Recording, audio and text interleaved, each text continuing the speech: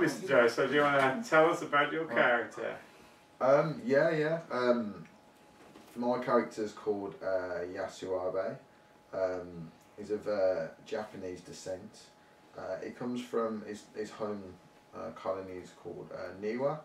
And Niwa is a planet that was found later on in kind of the core's expansion. It wasn't one of like the older planets, it's actually a fairly new planet. It's only been settled for maybe 150, 200 years. But when they found it, it's a planet that is ringed through the entire what's it called, the equator, basically. The equator of the planet is one massive mountain range. Right. Huge mountain range, bigger than any of the mountain ranges on Earth in height, and it continues around the entire planet. And the reason that they went and visited it because they didn't know why that was. Right. And to this day, nobody still knows. However, because of that, there are two polar seas. Two polar seas that the rivers run into from the mountains, and the mountains are filled with massive waterfalls, huge great waterfalls, and some of the biggest ever recorded.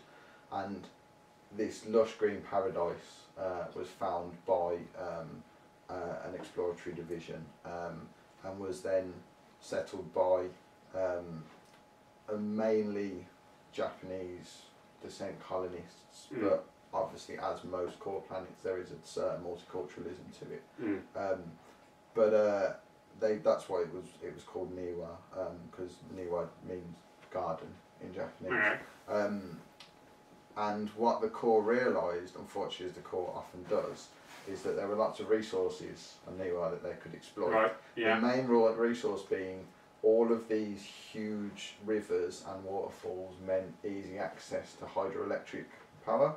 Okay. So they built massive hydroelectric dams all around the mountain range to actually power that, and the ground, it's mostly open plains, and those plains are now covered with tech manufacturing, high-tech manufacturing plants. Yeah. Powered by these hydroelectric dams, and on Niwa they make a lot of the more highly technologically advanced equipment that the core uses. Yeah. So things like the Starship drives, the electronics, like the hacking kits and stuff like that. Even down to designing the next level of weapons. It's kind of a planet built specifically for the design and manufacture of high-tech equipment for the core. Though it's not without its problems. It isn't quite a nice place to live and grow up in. But there are certain secessionist elements, rebel elements, who basically think that Niwa should have remained a paradise, and that it shouldn't have been utilised in that way, and the resources shouldn't have been used in that way, and they're actually very anti-core. So there are quite regular attacks in the cities on the manufacturing plants and stuff that are actually on Niwa. And there is a real major secessionist movement there. Biggest one being called the Red Moon. It's called the Red Moon because they're known for attacking at night, and also the brutality of their attacks. They plan major assassinations, large-scale bombings, as much destruction and bloodshed as possible is the idea that if they hurt enough people, then the core will finally realise that Niwa isn't worth the trouble. That's their idea at least, but as we know with core, they don't. The core only listens to the core. Yeah. That's right, citizens. Everyone else, not worth listening to. Now, he's Yasu Abe himself grew up on Niwa, but nobody really knows his past because he's very, very quiet. He actually doesn't speak with his own voice. He speaks through like a vocal augmentation built into his helmet, and he doesn't lower his helmet. He doesn't raise his visor unless it's in an absolute emergency. So there's a good chance that none of the squad has ever actually seen his face. Okay. Very solitary, keeps to himself. He's a sniper, but a non-lethal sniper. A strange concept, to be fair. But he specialises in long-range non-lethal takedowns, but he's also a hand-to-hand expert as well. But again, in non-lethal disciplines. So he'll probably use maybe like shock sticks or some sort of taser-like weapon. Awesome. Just get one man army and then you can wield two of them without a penalty. So yeah, it's already. That sounds like a plan. That's what I'm after. He's a classic sniper in some ways. He's good at getting into high up places. So maybe has some sort of like grappling hook mechanism or some sort of climbing ability. And he's very much from the back. He's always behind the rest of the squad. He's always covering them. He seems to be a very kind of honourable person. Very much looks after his squad and other people, which is why he's a peacekeeper in the first place. Yeah. Because he wants to help people. The reasons that he wants to help people are his own, basically. He doesn't really discuss those, same as he doesn't really discuss his background. These reasons are secret. Yeah. So he doesn't speak very much. He's quite quiet. When he does speak, he speaks through the vocal augmenter, or he uses hand signals or like vox pulses and stuff like that, military code, to convey what he needs to. And in this, he's become quite adept at actually utilising things other than his voice and vocals to actually pass on information and stuff like that. Like basically, he'll bring up his helmet cam and show them and highlight the specific things that they need to see, and then use very simple messages to convey that. So he's not gonna be constantly talking over the radio and giving out too much information. Very precise, very short in his communication. So yeah, that's kind of like all you know about Yasu Abe. But he's quite lean, quite slim. I can see him wearing light armour because the idea is that he's never in a situation where he is in direct combat.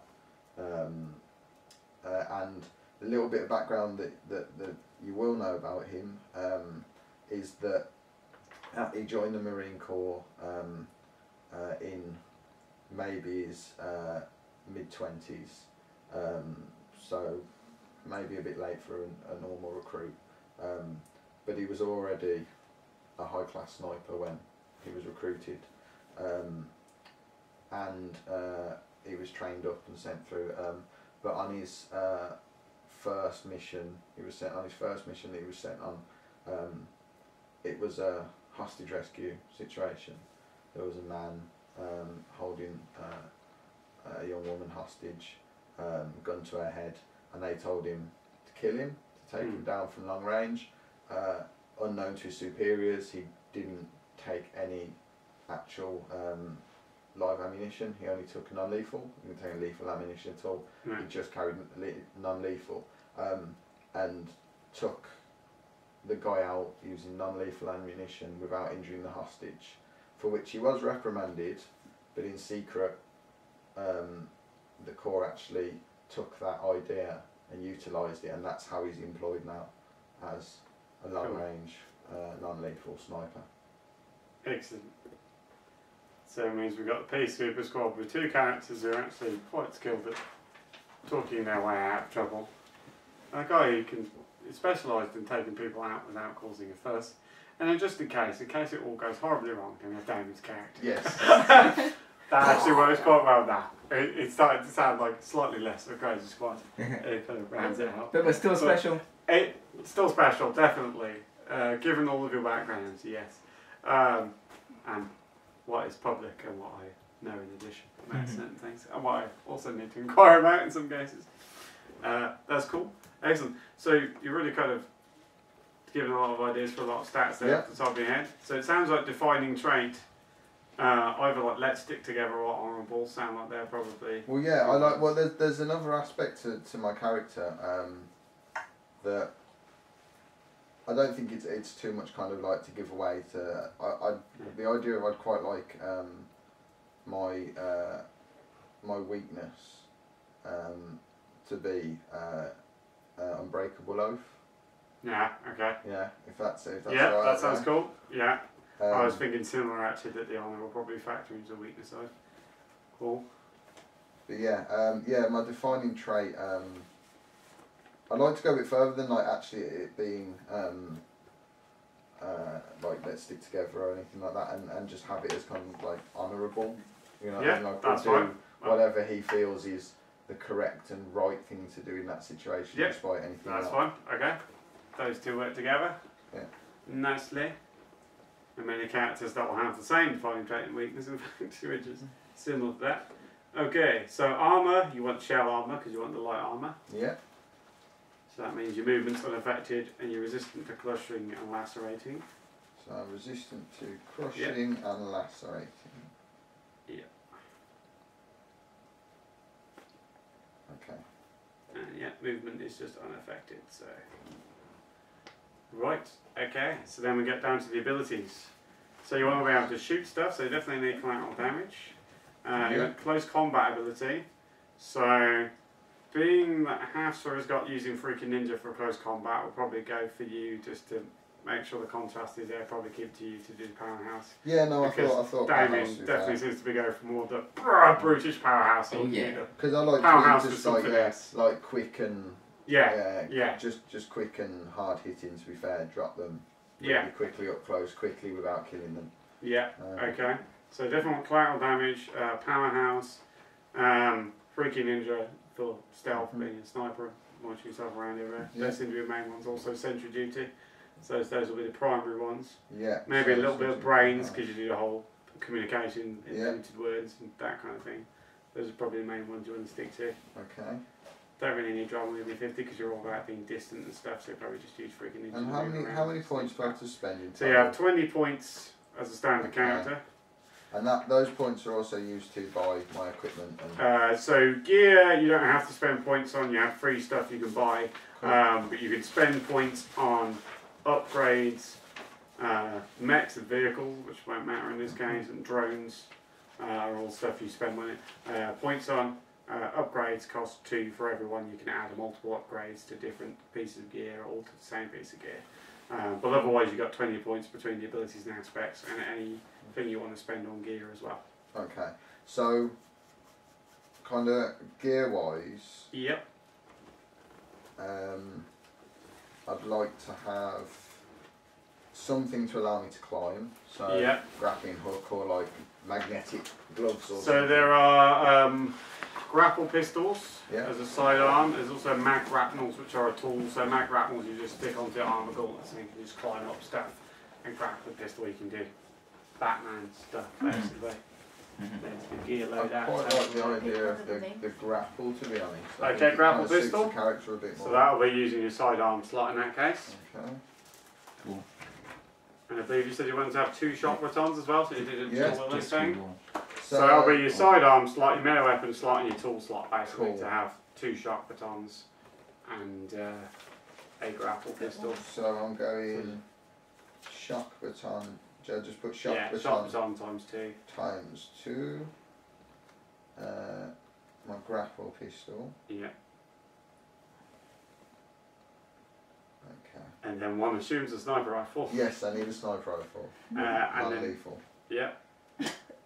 So yeah, you've got non-lethal and lethal ammo as a sniper rifle, so you just choose to fire non-lethal all the time. Okay. And then that just leaves you've got the explosive slot left, so you can either have explosives or you can swap the 3 explosives out for another firearm, 2 sidearms, 2 tools, You don't need to write it or down. 2 then, melee just weapons, because or it's get an not- extra fortune point. Okay. Always taught to go through things the GM before writing down the whole background, but Right. yeah, so that's like To be honest, I can see him being quite like lightly equipped. Yeah. Literally just his sniper rifle, his grapple pistol, and his shot. Okay. That's why you can have an extra fortune point if you want, then go be a 21 point character. Yeah, I think I will, to be fair. Okay, that's fine. But can I put... What about if can I put upgrades? Like an upgrade up? So yeah, because you haven't spent any fortune points left, so you can always add upgrades to them. Because yeah, I'd like to... Do you want to have a look for the upgrade list? Yeah, I like the idea of because him usually having hands like start off with abilities, but you can yeah. add whatever points you want to in whatever. I like the idea of him having like quite a like a customised sniper rifle. Okay. As like all the great snipers do. Indeed, yeah. There are a lot of firearm upgrades. There's about 20, I think. So there you go. Fantastic. Take a look through that first. And if you want to buy multiple upgrades, you can. You can stack upgrades, so you can have multiple upgrades on that slot. Excellent.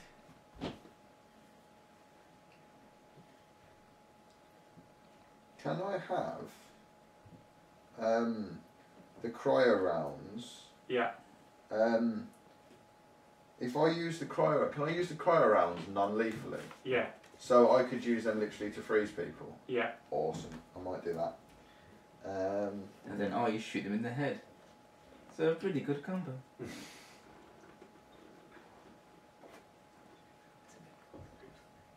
Yeah.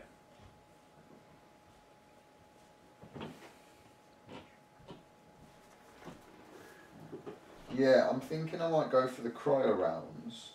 Okay. And a silencer as well. Okay, that's cool. That'll be 4 of your 21 points spent there. Okay.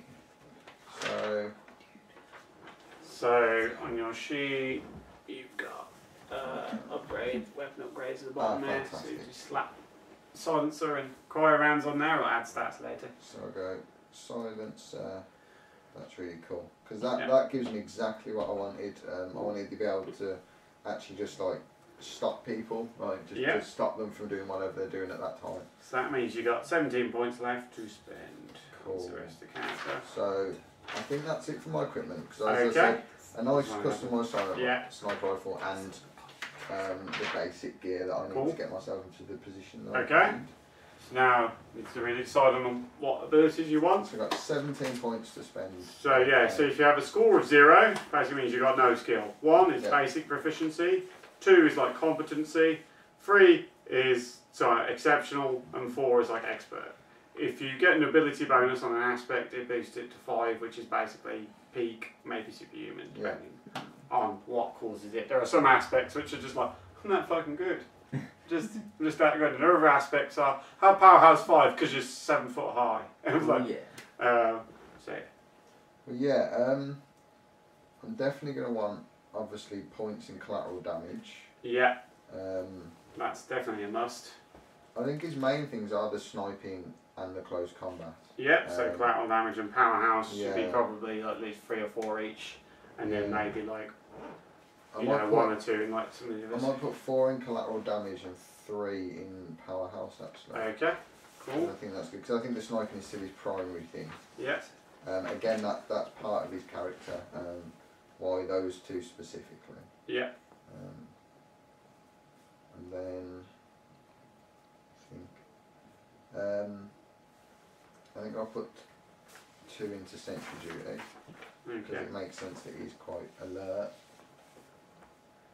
And freaking ninja for sneaking around. Yeah. I mean, he does keep a distance, so he doesn't need a high freaking ninja, but probably a little bit because then it means in a combat, in an action scene, you can just move with stealth basically.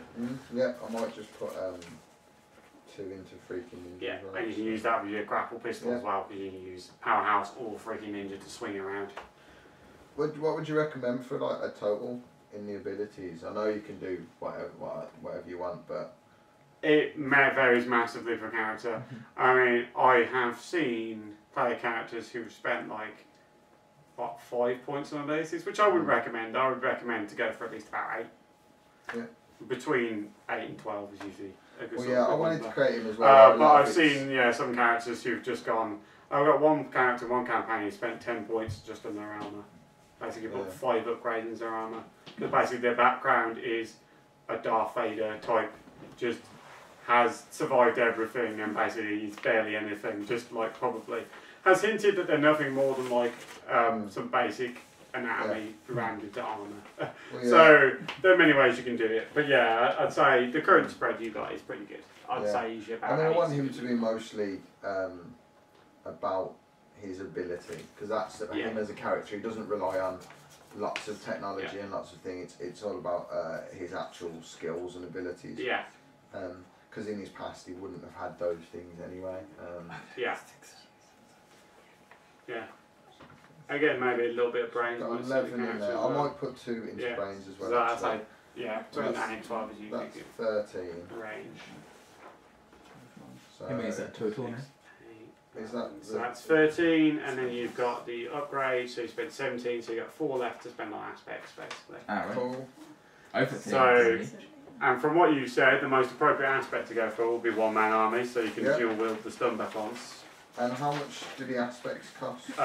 It's independent on the aspects. Oh, So okay. most aspects are usually 1 or 1 per level. Some aspects have levels, some don't, but most of them have levels. They're mostly 1 per level, but there are some that are 2, and then you get occasional ones that are more. To be a dupe is 6, which is the most expensive, because being a dupe is actually being a machine. So, Cool. but pretty much everything else is like 1 or 2. Cool. There are 6 different types of aspects, so not surprisingly, one-man army, or one marine army in fact, in this case one-man army, but it's called one marine army, is a combat aspect. So level 1, so this is a 1 point per level, so level 1 is dual wield any melee weapons or sidearms without a situational penalty. Level 2 is when striking the same target with 2 attacks, you cause physical trauma when compromising targets. So, when compromising a target, they take -2 penalties to all abilities. However, if you give them physical trauma, that normally needs to be done when you neutralise them and then survive. So that's like doing permanent traumatic damage to them. I'm just going to take level 1 in that, because I think we're going to take level 1 in that. That's cool. That's kind of secondary, is kind of secondary fighting mode. Yep, that's fine. So you've got 3 points left to put into snipering then, I assume. Yes, that's what I'm going to put. There are many different sniper options. So let's just kind of breeze through. Possibly defensive fire. Would you use the snipering to like keep the rest of the squad safe, or is it just more about that's part of it. To be fair, yeah, I mean that's part of my character keeping his squad. So for 2 points, you could get a level of defensive sniper, which is so when your total for attacking targets for collateral damage also counts as the range for them to attack. So as like covering fire. So normally any other character could choose to do covering fire, and rather than attack targets, their collateral damage total is what enemies have to beat to like attack within a certain area or to like move. Meanwhile, in your case, you could choose to shoot targets, and then if your allies get attacked, then you know covering fire creates. Okay, so it's like an it's basically like a defense for your friends after you attack. It's like an automatic Overwatch. Yeah. Like, So normally. So, for example, if you use collateral damage on your beat to shoot somebody, you don't shoot them. If they shoot you back, you can oppose with collateral damage. However, if you've got defensive fire at level 1, if somebody else gets attacked and you've shot, then you can essentially basically oppose the attack. You can oppose attacks of other people. Oh, fantastic! Yeah, no, I want that. Yeah, okay, so defensive defensive fire. 2 points. Yeah, it's 2 points for that, so it means you've got 1 left. You got lock and load, which is level 1, so you can reload weapons with additional effects that no additional reload times without using any ability types. So you just describe reloading. So normally if I decide for dramatic to run out of ammunition, you have to use an ability type, but in your case you use reload. Possibility, and let's see what else. Is there any abilities that make me better at long range? Because again, part of the character is that he's in the past. It's mostly more how you sort of upgrade the weapon. Like this is more upgrades. So I mean, you've already got a sniper rifle, so it's already epic range. Okay. So you can't really boost that. But yeah, you can't do. There's other stuff you use to do that even better, but that's more upgrades than. Or maybe some sort of like I know there's like a focusing ability. Yeah. So you got steady aim. Yeah. So you can use passive abilities to focus and attack with the attached ability, or you can focus with both abilities. That would be good for like. So yeah, normally you have to do it as an active ability, so it means 1 round you aim and the following beat you shoot. In this case, it means you can aim and shoot in the same beat, So that's or you steady can aim. aim twice and then next time have a plus 2 bonus. So that's steady aim at Yeah, I level like 1. that. Yep. Yeah. And so there are a bunch of other ones, and then there's sharpshooter and some other things as well. There's the main ones. So. Yeah, I might like to take the steady aim because Yep. it makes sense for my kind of like Yeah, long definitely. range sniper, lining up a shot. Yeah. So Cool. that's level 1. There we go. Lovely. That's your made. That didn't take long, did it? No, that was quite quick.